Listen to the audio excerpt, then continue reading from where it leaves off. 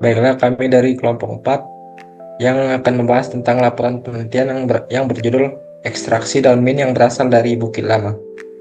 Kami berisikan anggota kelompok yang pertama adalah Muhammad Iqbal, lalu ada Aura Surya Firmansyah, lalu ada Christine Natali Barus. Pendahuluannya itu, bau badan merupakan masalah umum yang dapat menurunkan rasa percaya diri.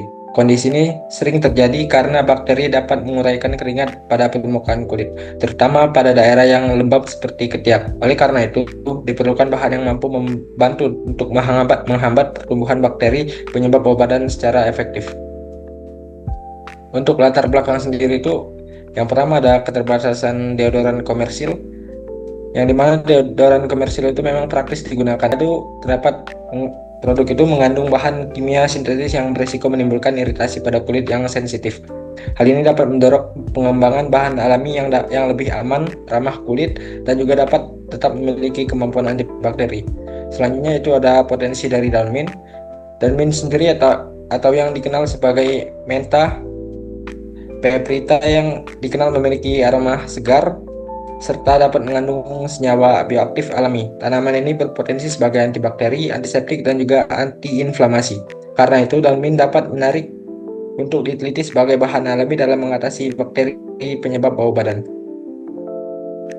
Untuk rumusan masalah dan tujuannya itu, yang pertama adalah rumusan masalah. Yang pertama ada pengaruh jenis pelarut, yang kedua ada pengaruh suhu evaporasi, serta yang ketiga ada karakteristik organoleptik. Untuk tujuannya sendiri itu, yang pertama adalah mengetahui pengaruh jenis pelarut terhadap ekstraksi pada daun mint. Yang kedua ada mengetahui pengaruh suhu evaporasi terhadap kualitas ekstrak, serta yang ketiga adalah mengamati karakteristik organoleptik pada ekstrak serta meliputi warna, aroma, dan juga bentuk fisik. Untuk hipotesa itu, yang pertama ada hasil proses ekstraksi maserasi yang bergantung pada beberapa faktor. Antara lain adalah lama waktu yang digunakan untuk proses maserasi. Yang kedua ada perbandingan volume pelarut dengan massa bahan yang akan dimaserasi serta jenis pelarut yang digunakan, yang diambil dari jurnal Ningtyas dan Wibowo pada tahun 2024. Yang kedua ada formula yang harus memenuhi rentang pH yang sesuai dengan pH kulit ketiak, yaitu sekitar 3 sampai 7,5 sesuai dengan standar nasional Indonesia pada 16 4951 1998 tentang kesediaan deodoran dan antiperspiran yang diambil pada jurnal Mulyono dan kawan-kawan pada tahun 2023, serta uji organoleptik menggunakan mengamati perubahan fisik meliputi bentuk, warna, dan aroma pada jurnal Melaningsi DKK tahun 2024. Untuk ruang lingkup atau batasan masalah, yang pertama ada bahan yang berbahan dasar daun mint dari Bukit Lama, Palembang, Sumatera Selatan. Lalu ada konsentrasi pelarut metanol dan etanol yang digunakan sekitar 96%, serta kondisi suhu. Yang pertama ada suhu pengeringan pada oven 550 derajat Celcius serta suhu evaporasi sekitar 60 sampai 85 derajat Celcius. Untuk bagian metodologi saya serahkan kepada rekan saya Aura Surya Firmansyah. Baik, terima kasih kepada moderator atas kesempatannya. Di sini saya akan melanjutkan tentang metodologi penelitian dari hasil laporan penelitian yang kami teliti.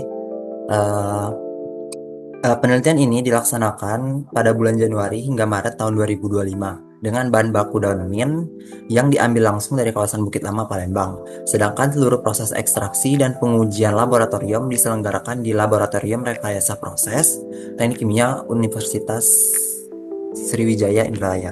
Next. Nah, dalam susunan variabel penelitian ini menetapkan tiga jenis variabel. Yang pertama, variabel tetap yang meliputi komposisi serbuk daun mint seberat 100 gram dengan pelarut campuran metanol 500 ml dan etanol 500 ml. Durasi perendaman selama 3 hari, serta kecepatan putaran alat rotari sebesar 30 rpm. Kedua, variabel bebas kami adalah variasi suhu evaporator mulai dari 60 derajat Celcius hingga 85 derajat Celcius untuk melihat titik optimal penguapan pelarut. Terakhir, variabel terikat yang diamati sebagai parameter outputnya adalah nilai keasaman atau pH, sediaan, serta karakteristik organoleptiknya. Next. Nah, berikut adalah instrumen, alat, dan bahan yang digunakan. Komponen alat utama di laboratorium yang sangat krusial dalam riset ini adalah vakum rotary evaporator untuk memisahkan pelarut, oven pengering, blender penghalus, water bath, serta neraca analitik untuk penimbangan presisi. Bahan baku utamanya yang diteliti adalah daun mint segar yang diekstraksi menggunakan agen pelarut metanol dan etanol dengan kadar kemurnian tinggi 96% serta bantuan Aquades. Next. Nah, kemudian tahapan prosedur kerja ini diawali dengan proses preparasi, di mana daun mint segera dibersihkan, dipotong kecil, lalu dikeringkan di dalam oven dengan suhu terkontrol 50 derajat Celcius selama kurang lebih 3 hari untuk menghilangkan kadar air tanpa merusak zat aktif. Setelah kering, daun dihancurkan dengan blender dan diayak. Serbuk seberat 100 gram, kemudian dimaserasi secara dingin menggunakan pelarut metanol dan etanol sebanyak 1 liter selama 3 kali 24 jam. Nah, cairan maserat yang didapat lalu dimasukkan ke dalam rotary evaporator untuk memisahkan pelarutnya hingga memisahkan konsentrat ekstrak kental yang siap dianalisis nilai pH dan sifat organoleptisnya. Next. Nah, memasuki hasil dan pembahasan yaitu senyawa bioaktif daun mint. Memilih metode maserasi dingin karena senyawa-senyawa aktif dalam daun mint ini sensitif terhadap panas atau termolabil. Dari hasil proses maserasi ini didapat senyawa metabolit sekunder berkhasiat tinggi yang berhasil ditarik dengan baik. Di antaranya adalah mentol yang berfungsi sebagai pembasmi bakteri Staphylococcus epidermidis dan Corynebacterium penyebab bau badan. Flavonoid dan polifenol sebagai pelindung kulit, serta zat tanin yang bekerja penting sebagai agen astringen untuk memperkecil pori-pori kulit sehingga dapat mengontrol ekskresis keringat berlebih. Boleh next.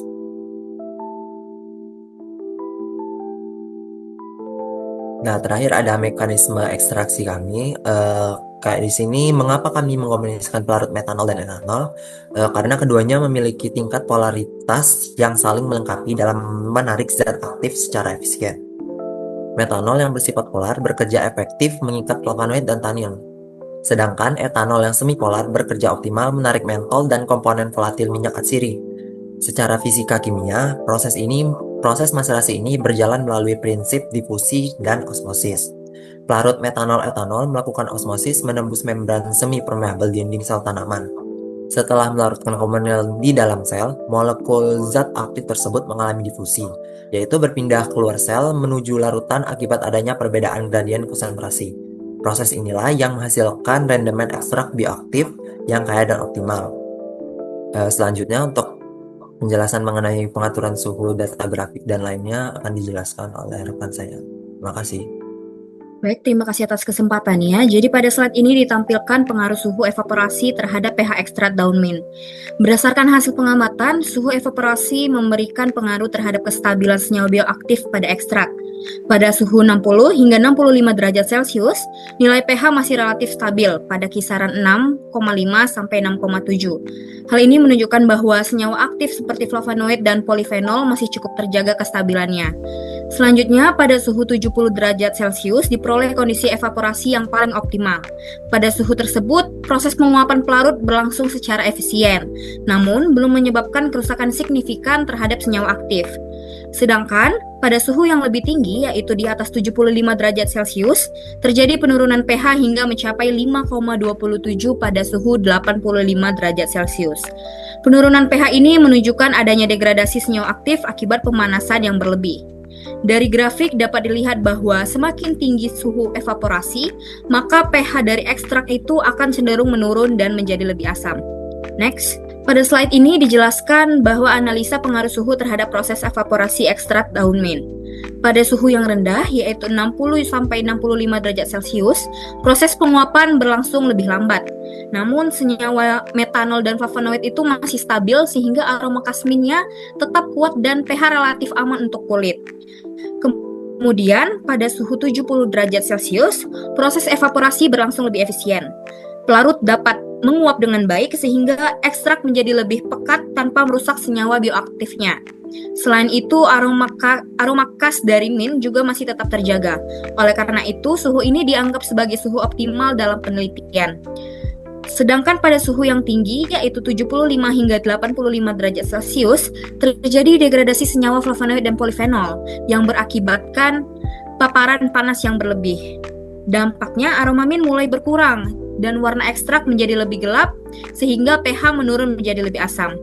Sehingga dapat disimpulkan bahwa peningkatan suhu memang mempercepat evaporasi, namun suhu yang terlalu tinggi dapat menurunkan kualitas ekstrak daun mint. Next, baik untuk analisa organoleptik dari ekstrak daun mint tersebut, berdasarkan tabel, sampel pada suhu tinggi cenderung menghasilkan warna coklat hingga hijau kecoklatan. Hal ini terjadi akibat adanya oksidasi klorofil dan degradasi senyawa aktif selama proses pemanasan. Sedangkan pada suhu yang lebih rendah, warna ekstrak cenderung hijau kekuningan, hingga berwarna hijau tua yang menunjukkan kestabilan senyawa dalam ekstrak yang masih lebih baik. Dan untuk aroma, seluruh sampel masih memiliki aroma kasmin yang menunjukkan bahwa kandungan metanol masih terdapat di dalam ekstrak meskipun mengalami perlakuan suhu yang berbeda. Kemudian dari segi teksturnya, semua sampel memiliki tekstur cair. Tekstur ini menunjukkan bahwa ekstrak masih sesuai digunakan sebagai bahan dasar deodoran spray alami. Secara keseluruhan, karakteristik organoleptik dipengaruhi oleh suhu evaporasi dan kestabilan senyawa bioaktif pada ekstrak daun mint. Next. Baik, pada slide ini dijelaskan pembahasan lebih lanjut mengenai karakteristik organoleptik ekstrak dari daun mint. Dari segi warna, suhu yang tinggi menyebabkan perubahan warna menjadi coklat hingga hijau kecoklatan akibat oksidasi klorofil dan kerusakan senyawa aktif. Sedangkan suhu yang lebih rendah akan menghasilkan warna hijau yang lebih stabil. Untuk aroma, seluruh sampel masih mempertahankan aroma dari kasmin tersebut yang menunjukkan bahwa kandungan metanol pada ekstrak masih cukup stabil selama proses evaporasi berlangsung. Kemudian dari segi tekstur, secara keseluruhan sampel memiliki tekstur cair sehingga sesuai digunakan sebagai bahan dasar deodoran spray alami karena mudah diaplikasikan dalam bentuk semprotan. Berdasarkan hasil tersebut dapat disimpulkan bahwa suhu evaporasi mempengaruhi karakteristik organoleptik ekstrak terutama terhadap warna dan kestabilan senyawa bioaktifnya. Next.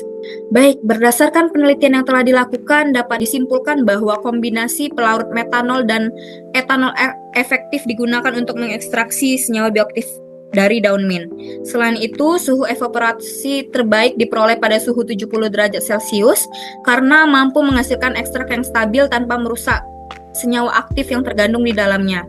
Ekstrak daun mint yang dihasilkan memiliki karakteristik berupa aroma kasmin, warna hijau kekuningan hingga hijau tua, serta bertekstur yang cair.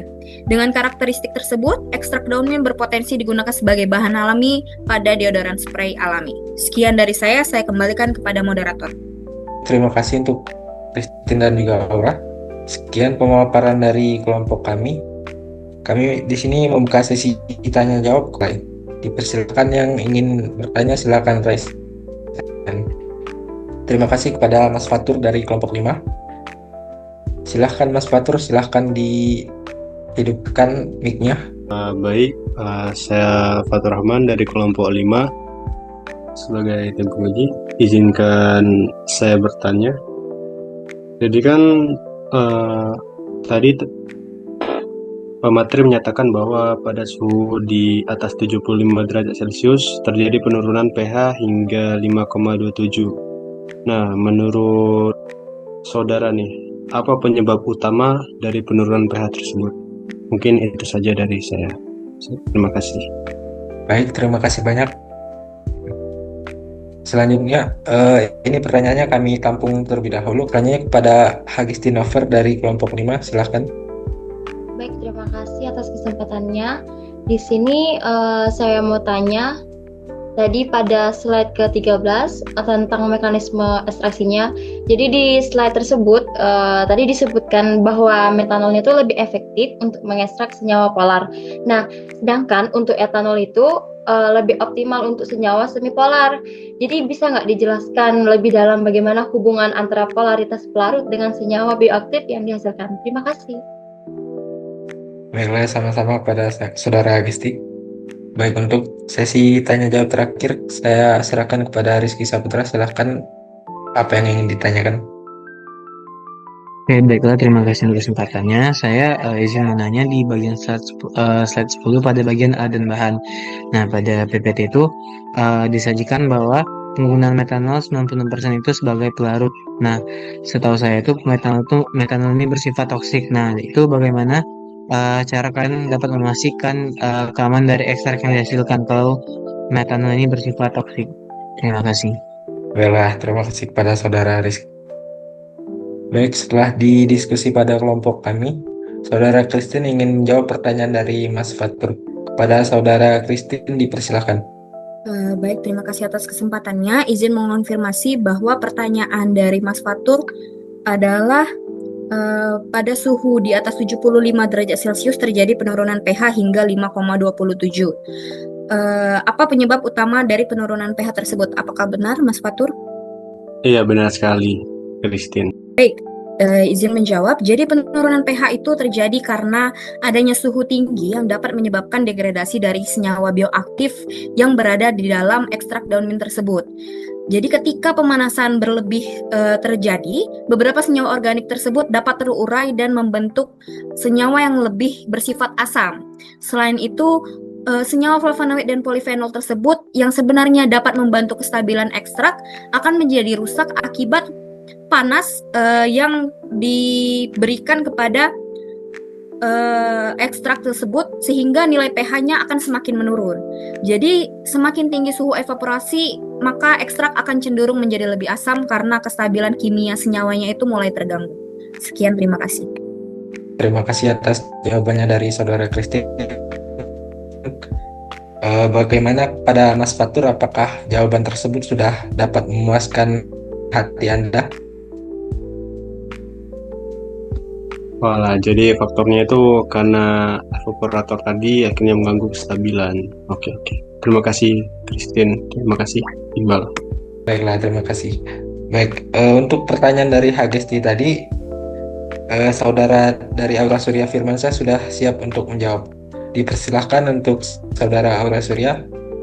Baik, izin mengulangi pertanyaan dari saudari Hages tadi. Kan saudari tadi kan menanyakan bahwa metanol itu lebih efektif untuk mengekstrak senyawa polar, sedangkan etanol optimal untuk senyawa semipolar. Kayak terus saudari bertanya, bisa nggak dijelasin bagaimana hubungan polaritas pelarut dengan senyawa bioaktif yang dihasilkan?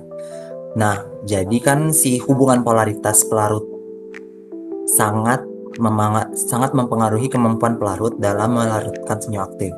Nah, prinsip yang digunakan yaitu kayak like this of light, yaitu senyawa polar akan lebih mudah larut dalam polar.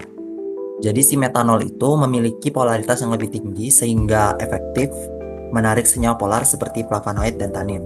Nah, sedangkan si etanol tadi bersifat semipolar sehingga lebih optimal untuk melarutkan mentol dan minyak atsiri yang sifatnya lebih volatil seperti yang sudah saya jabarkan tadi. Oleh karena itu, kombinasi kedua pelarut ini digunakan agar senyawa bioaktif yang diperoleh lebih lengkap dan hasil ekstraksi menjadi lebih optimal gitu. Mungkin sekian jawaban dari saya. Terima kasih. Baik, terima kasih kepada saudara Aura. Untuk dari pihak kelompok 5 tadi, Hagesti, apakah jawaban tersebut sudah dapat memuaskan dari isi pertanyaan Anda? Menurut saya itu sudah bagus, sudah saya pahami. Terima kasih ya, Aura. Baiklah, untuk pertanyaan dari saudara Rizky akan saya jawab terkait parameter proses apa yang paling kritis jika penelitian ini dikembangkan untuk skala industri. Jawabannya itu jika penelitian ini dikembangkan ke skala industri, parameter yang paling penting untuk dapat dikontrol tersebut adalah suhu, waktu ekstraksi, serta rasio pelarut terhadap bahan baku, serta kondisi penyimpanan ekstrak. Nah, dari sisi teknik kimia, suhu itu sangat dapat mempengaruhi kestabilan senyawa aktif sehingga harus dijaga agar tidak terlalu tinggi, agar suhu itu sendiri dapat mencapai suhu maksimal. Rasio pelarut juga sangat penting, serta bahan juga sangat penting karena dapat mempengaruhi efisiensi perpindahan massa selama proses ekstraksi. Selain itu, proses penyimpanan harus diperhatikan karena paparan cahaya, udara, dan juga suhu yang tidak stabil dapat menyebabkan oksidasi pada ekstrak tersebut hingga dapat menurunkan kualitas dari ekstrak. Dengan pengendalian parameter-parameter yang baik, kualitas produk tersebut dapat tetap konsisten meskipun dapat diproduksi dalam skala besar. Untuk saudara Rizky, apakah jawaban dari saya sudah cukup? Baik, udah cukup dan udah dijabarkan satu persatu. Terima kasih Iqbal. Baiklah, sekian sesi pemaparan materi dari kelompok 4. Kami pamit undur diri. Wassalamualaikum warahmatullahi wabarakatuh.